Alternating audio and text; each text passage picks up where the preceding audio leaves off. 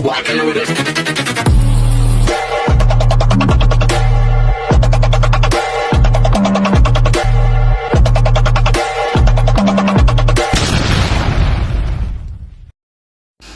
Hello beautiful people! Welcome back to my channel. This is your Mama Sam dito sa Sam Sam TV.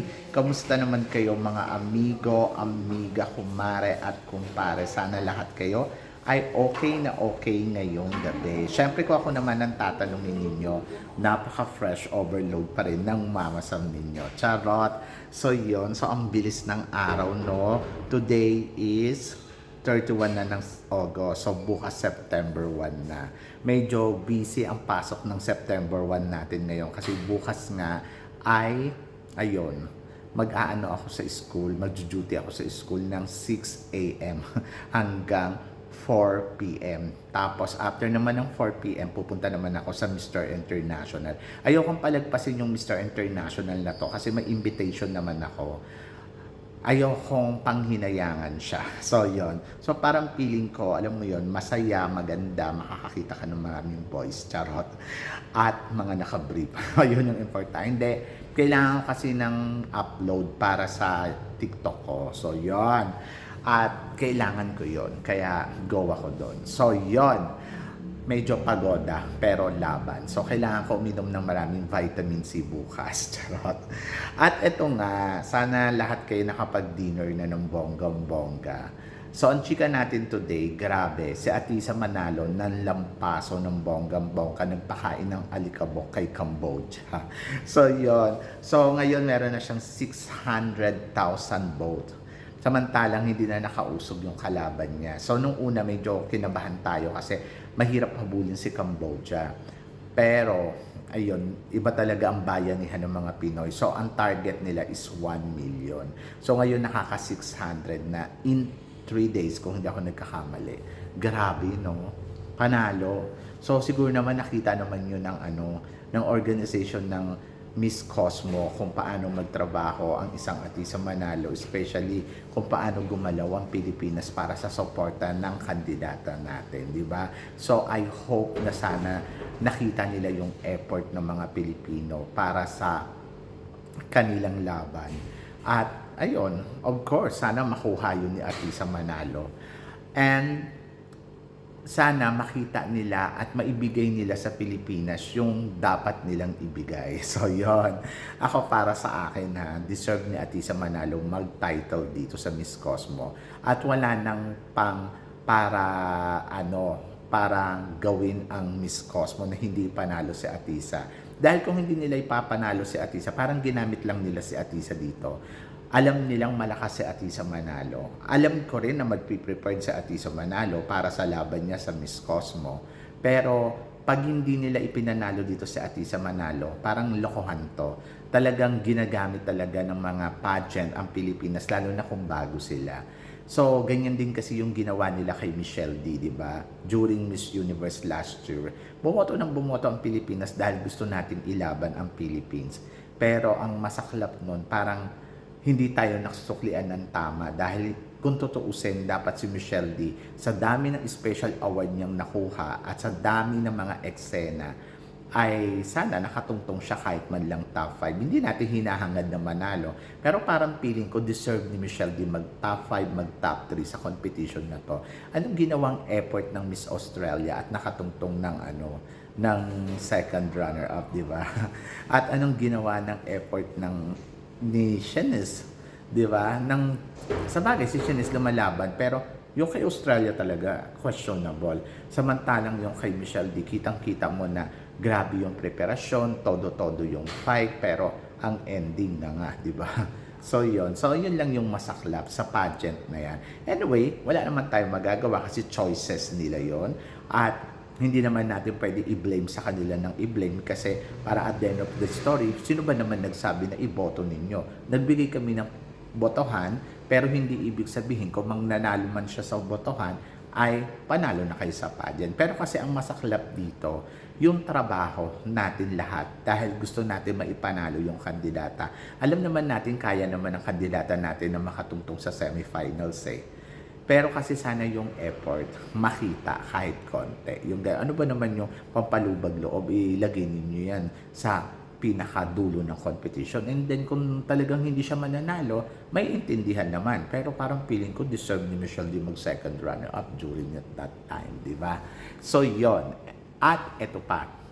So ngayon, dito sa Cosmo, another laban na naman to. Pag hindi nila pinanalo, edi wala din silang pinagkaiba sa Miss Universe at sa Miss Grand. Ayun lang yun. So, effort to the max, tapos nga, ganon. Ay nako, mga pageant talaga. Go to the Philippines kapag kailangan nila ng suporta, kailangan nila ng pampaingay. Kasi publicity nila yan. Iingay ang pageant nila at mapag-uusapan. Pero ako siguro, total, ginagamit naman na ninyo, di gamitin na ninyo hanggang sa dulo kasi mas malaki ang magiging benefit nila dyan kapag pinanalo nila si Atisa Manalo. Mas iingay, mas mapag-uusapan, mas bobongga. Charot. At ito nga, kahapon nga, nag-release din ng chika si Frankie after na iligwakin dito sa Miss Universe. So, sumalo naman dito ang Miss Cosmo. So, ako para sa akin, wala namang problema yun kung sumali si Frankie Rosal dyan sa Miss Cosmo. And good luck. Pero syempre, ang iniisip natin, maaaring isa din to sa mga pwedeng maging tinik kay Atisa Manalo. Ako naman, hindi naman ako nababother doon. Ako nandiyan si Frankie Rosal, mukhang kakabugtong. Kaya lang, tinignan ko in stock ko yung followers ni malaki din. Nasa kalahating milyon sa social media, sa tawag dito, sa Instagram, kalahating milyon yung kanyang followers, di ba? Kung iisipin mo, pagalawin niya lang yung kanyang mga followers, di panalo na sila. So, medyo nakakaloka. Pero, a little bit scary doon sa part na yon dahil yung nakita ko yung marami siyang followers, pwede niyang pagalawin to para maging impactful siya. Pero yung beauty niya talagang kakabog at lalaban. Plus, magaling din to sa kudaan. Maganda yung diction nito pag nagsasalita ng English, panalo. Pero, sa kabilang banda, iniisip ko pa din na parang, ay, hindi kaya pa rin to ni Atisa Manalo. Siguro naman yung mga mata pa rin na kay Atisa Manalo. And then, ayon, isa din sa mga kasi sinasabi nila, nako, supportahan natin ang kapwa natin Pilipino. Oo naman, bakit naman hindi? Yung support na sinasabi mo na gusto ko siya na nandiyan dyan at nakakatawang isipin, isa ng malaking suporta yon. Pero yung sasabihin mo, gagalaw ako para sa kanya, hindi Pilipinas ang daladala niya. Ang nakakaloka nga dito, nagtatrabaho siya sa Pilipinas at sinasabi niyang Pilipinas siya, pero nandiyan siya, daladala niya yung sash ng New Zealand. Wala namang masama doon. Enjoy the moment kasi this is a dream for her. Pero kasi kung ako ay nako, sa isang taon na ako lalaban para sa Miss Cosmo para mag-back to back ang Philippines. Di ba? So, makukuha niya ng 100% yung suporta ng mga Pilipino. So, hindi siya mahihirapan. Ganon. But I love na nandyan siya ngayon kasi bakit naman tayo matatakot kung para kay Atisa Manalo ang corona, di para kay Atisa Manalo, for sure magiging happy din naman si Frankie, di ba? At kung mananalo man dito si Frankie, I'm happy for her kasi at the end of the story, tinayo niya pa rin yung sarili niya mula doon sa intriga na pinagdadaanan niya. So, hindi biro yon. At I think sa nakakaranas ng ganyan na na-reject ka, tapos yung depression mo, talagang todo-todo, I think deserve niya na mapasama dito, deserve niya na makakuha ng magandang resulta mula sa Miss Cosmo. So, yun lang ang akin. Piling ko naman papalo yan. So, isa yan sa mga makakalaban talaga ni Atisa Manalo. Kasi maganda tapos magaling, matalino. So, parang feeling ko, isa siya sa mga matinding makakalaban ni Atisa maliban kay Miss Colombia, kay Miss Thailand, ayan. So, ayan. Mag-ingat lang tayo sa mga kalaban kasi hindi natin alam kung ano yung preparasyon na ginagawa nila. Tulad na sinabi ko kanina, hindi naman porkit nanalo tayo sa botohan or nangunguna tayo sa botohan ay atin na ang corona. Experience natin yan sa ibang klase ng pageant. At the end of the story, kung sino ang kandidata na nagpakitang gilas at kung sino talaga yung kandidata na kumabog, ayun ang mananalo, di ba? So, yun. So, destiny kasi ng girls to, kaya hindi rin natin talaga pwedeng makontrol. Kasi depende yan. So, kung ano yung sinasabi ng universe or ng cosmos. So, yan. Kaya good luck. Basta keep praying na lang for Atisa and then help na lang natin si Atisa tulad sa mga insidenteng ganito, yung mga botohan. Ayan, nakita naman natin na alerto naman ng lahat. Kaya syempre, gusto ko rin magpasalamat sa lahat ng tao na nag-e-effort, nag-share, at talaga namang walang sawang tumutulong para dito sa laban ni Atisa Manalo sa Miss Cosmo. And nakakatuwang isipin kasi ang layo-layo na nang narating ng ating laban dito sa loob lang ng 3 araw.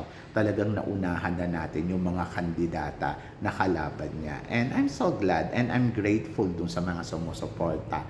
So maraming salamat. Pero syempre wag kayong titigil. So paano ba bumoto sa mga hindi pa nakakaboto? Napakasimple lang.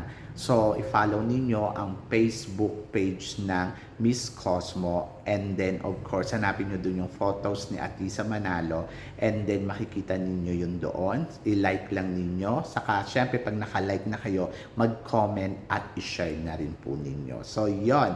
So, syempre, maraming salamat. So, kayo guys, ano guys ang masasabi ninyo sa mga pinag-usapan natin ngayon, i-comment below mo yan para at least malaman ko naman kung ano naman ang chika mo sa pinag-uusapan natin ngayon. So, yon.